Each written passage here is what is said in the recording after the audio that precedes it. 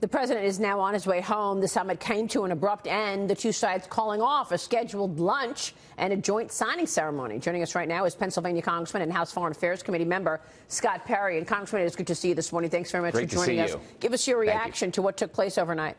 Well, it's all about context, I think. At the beginning of this administration, we were, I think, arguably on a war footing with North Korea. They were doing nuclear testing, ballistic missile testing, threatening Guam, Japan, and the world, and now they're not. So while people might have said, well, we wish you would have gotten more, remember, this is the second meeting. This is the beginning of this long journey with a dictator and a country where we've been dealing with their bellicose actions and not being very effective for over 60 years. So everything else has been tried by Democrat, Republican, and diplomat along the line and achieved no results.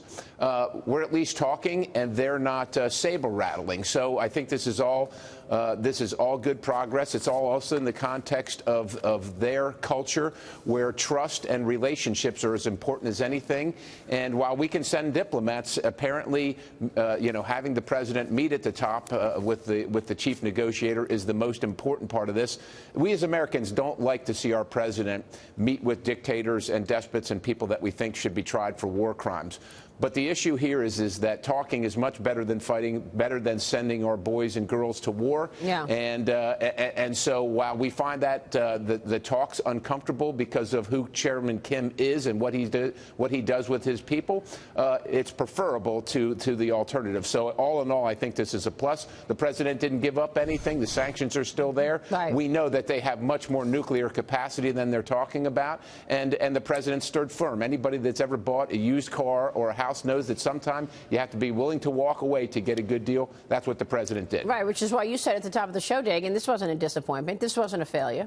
No, not at all. And I think that one thing, though, to watch, and Congressman, I'm curious to get your thoughts on this, is that we need to keep up the maximum pressure campaign with the sanctions that are in place here, because it looked like that it's certainly enforcement of those sanctions after the last summit tend to weaken a little bit. China really not on board. Cheating on those sanctions, according to some reports. So is there any indication that we will maintain maximum pressure on North Korea? I think there's every indication we will maintain maximum pressure on North Korea from the sanctions regime. And I think what's added is that I'm sure there was a discussion about the cheating. China, Russia, not really helping the United States or the world community in this, and cheating right alongside North Korea. And so it provides this administration and this president an opportunity vis-a-vis Russia and China to continue the pressure and to continue with their punishment for refusal to help the world denuclearize the Korean Peninsula.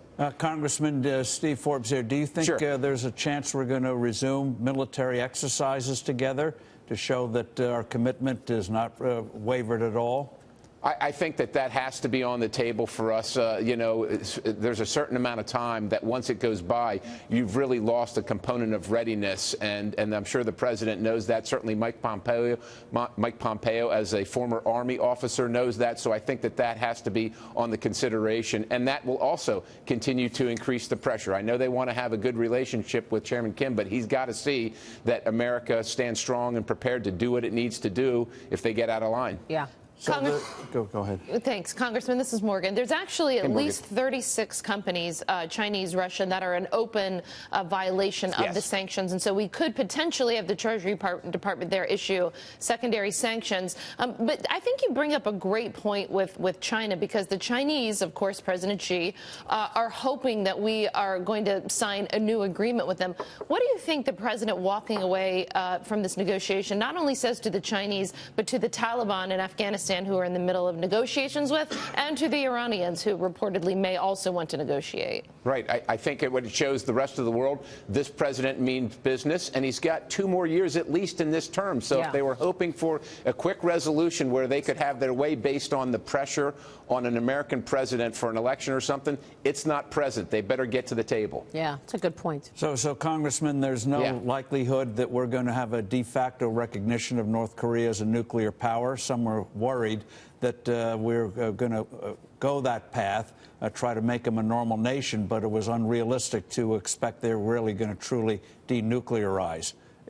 is denuclearization still a realistic goal? Truly? Well, listen, I think one of the advantages of having the meeting there, and one of the concessions by the North Koreans is that their president, their chairman, went on international media and said that's what he was there for, which we'd never really seen before. So he is on the record for saying that it is. So for people that are doubtful, and I think we all can be after 65 or plus years of this kind of activity and the lying from North Korea, look, he's on record. So now the pressure's on him. So I think it is realistic, yeah. and he knows that this president means business. Well, it was extraordinary. I thought that he was even willing to denuclearize part of his arsenal. Well, and let's be clear here, and you folks know this, and probably the American people sense this. They have hundreds of sites, and we're aware of that. They've got their infrastructure, their nuclear infrastructure is much larger than what they would portend it to be. And I think that message was received, that we know where you have this stuff.